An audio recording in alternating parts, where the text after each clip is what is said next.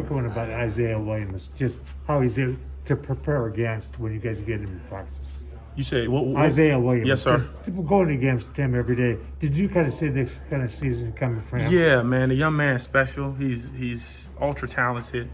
I mean, he's everything you want in a football player. Obviously, he handles his business off the field, but just speaking for his talent on the field, man, it's just, I think when we first moved in that position at wide, I think all of us had saw it. Obviously, being a DB guy, I mean, you see it immediately. You know what I mean? And so it's not surprising that the young man's having the success he's having, man. I mean, I think his work ethic, right? Like if you see him work outside of the practice field, outside of game days, like you see why he's having success.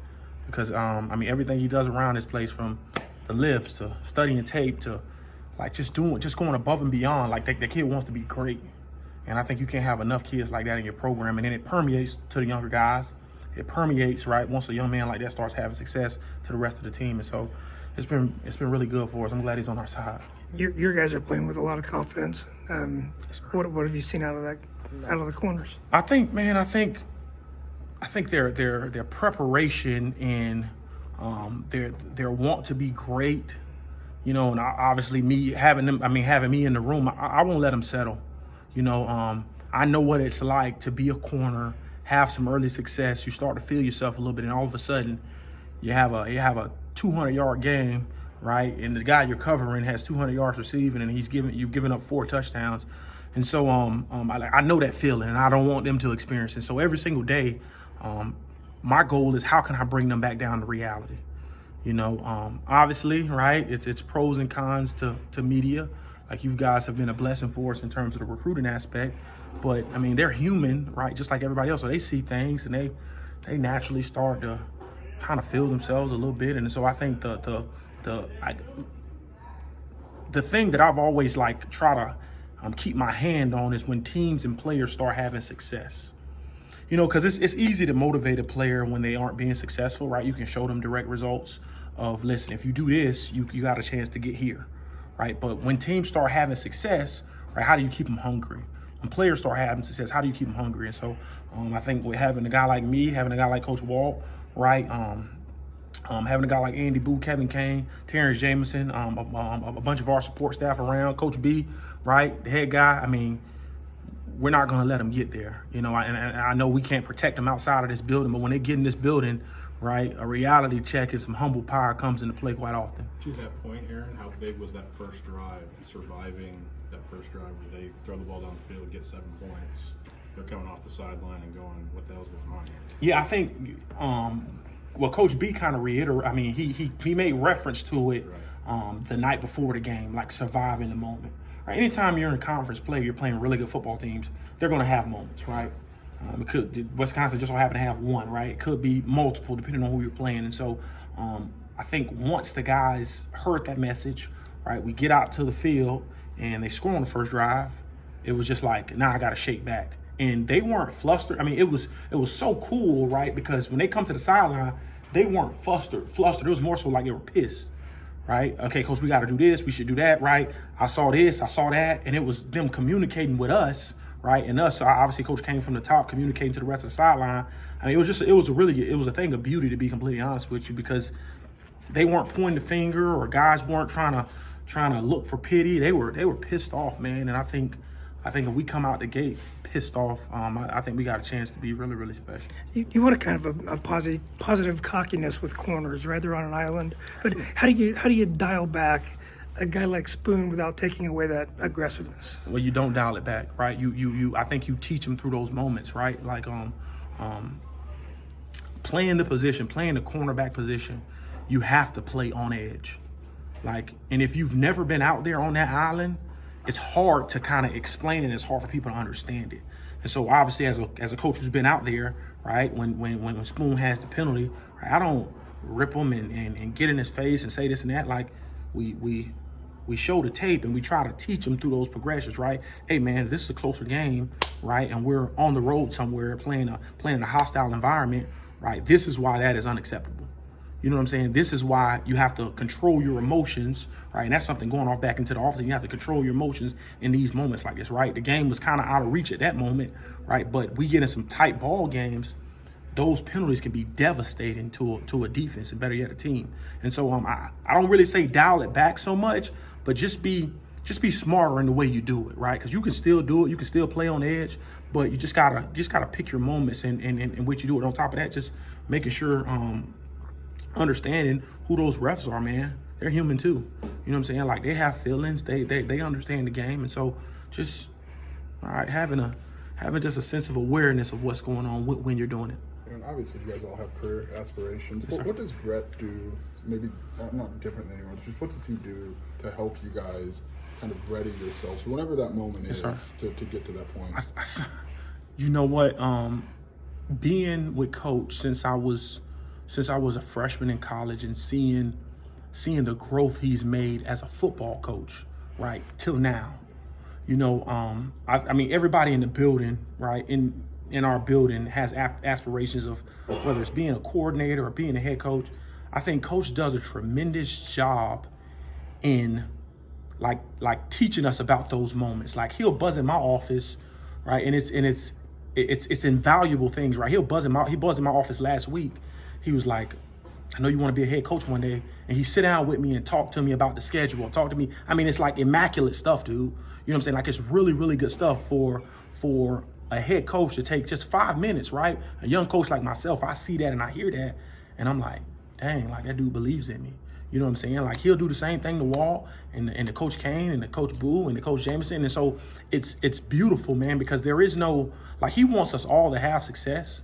You know what I mean? And obviously the time is right now for us to be here. And when those opportunities come, man, I think Coach is like one of those like father figures. I mean, I can't speak for everybody, but for me, for sure, right, being a former player that played for him, he's like one of those father figures that wants to help you grow. And when that time does come and you have an opportunity, he's going to help coach you through it and help you be a better overall coach and better head coach if that opportunity comes. What's been the biggest change in him as a coach now versus when you were a freshman in college? The biggest change, I tell people this all the time, the biggest change is probably like his football IQ and situational awareness. He had it as a young coach, but it's like times 10 now. You know, he'll have these segments with our team, these football 101 segments. I wish you guys could take a glimpse into that. It's like, they're absolutely incredible. And I'm sure he's spoken on it, but they're like utterly amazing because he's teaching the game from every aspect that young players just don't understand, right? Why is this penalty so important? All right, why is this penalty so harmful to this team in this situation, right? When teams line up right here, right, and it's a chance for a 4-point play, why are teams doing that? Why is it important for us to get off on the field defensively? I mean, it's just so many different things. You know, we took segments of the offseason and started talking about the national championship game, and he broke the national championship game down, right, into segments, and he literally taught it to our team. I mean, it was beautiful, utterly beautiful. And so seeing, obviously being a former player for Coach and then now working for him, like in his younger days, not that he didn't know that, but he wouldn't have done that. And so seeing it now, seeing it kind of come full, so he's literally teaching our players, especially our younger players, about how to play the game, you know, how to truly play the game. And so I think that's the beauty in it. When the defensive line's playing at the level that they have been, like, what can your guys do, I don't know, more of, differently, better because of that? I tell guys all the time, right?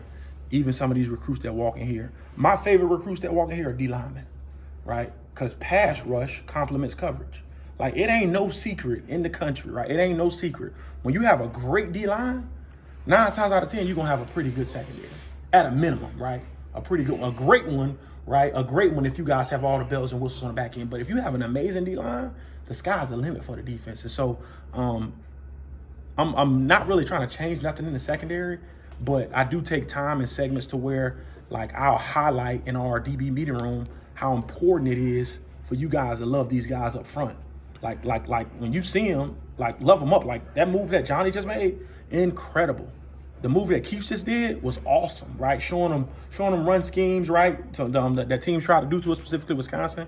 Calvin, look at the way Calvin's playing, right? Like, Calvin's playing at a really, really high level. And so when those guys see that and they can take that from a meeting and see him in the locker room, hey, bruh, that was a hell of a play, man. And Calvin don't know that Taz knows about what's going on up front. You know what I'm saying? But when he gives them that positive reinforcement, I think that's how you build a culture of a team. And ultimately, all guys want their teammates to have success. And so I think it's just been a culmination of that, man. Like guys are just starving to be successful, and they're feeding off each other. Like that's the beauty in it. Like they want to make the plays. You know what I mean? And to see them like all rallies to the football has been something really special. We had a pretty good idea that Devin Weatherspoon was going to be a good player. But it seems like Tavion Nicholson has taken a jump over these last 5 games. What have you seen out of his play? I think Taz, right? I think Taz knows that people are gonna, for the most part, these last couple of games, people are gonna throw opposite of Spoon. Like he knows that, so that means he's gonna have a lot of opportunities. And I just think with I mean, I wish you guys can stay here the whole day. Like that young man lives in the film room. Like he's like, I don't have kids, but I've seen some of our coaching kids. I mean, he's like a little kid standing at my hip, like coach, give me more. Whenever you got players asking for you to give them more, it can be something really, really, really special, you know. And I think he's, you know, like coming from where Taz came from, like he was immature, right? Now he's starting to become a pretty mature player, understand the game, a little more experience. I think the sky's the limit for that young man, but I think he understands that people are gonna throw opposite of Spoon, and he gonna have a lot of opportunities. So he's just been capitalizing on them. Coach, what would a full house Saturday mean for you guys defensively? Have a crowd in there making noise. I think it'll mean everything, man. Like a crowd can literally dictate a game, right? Too loud and maybe their offense jumps off sides in a very pivotal moment of the game. You know what I'm saying? And so like fans, right? Come out and support this team, right? The guys are playing hard. You know, this is my sales pitch to you guys. The guys are playing really hard, all right? They want you guys to pack that stadium. We want you to pack that stadium, all right? And it'll be nothing more exciting, right? We're going to play hard regardless, but anytime you got a fan base that packs that thing out, I think you start to put yourself in a position as a university to, like, really restore this place.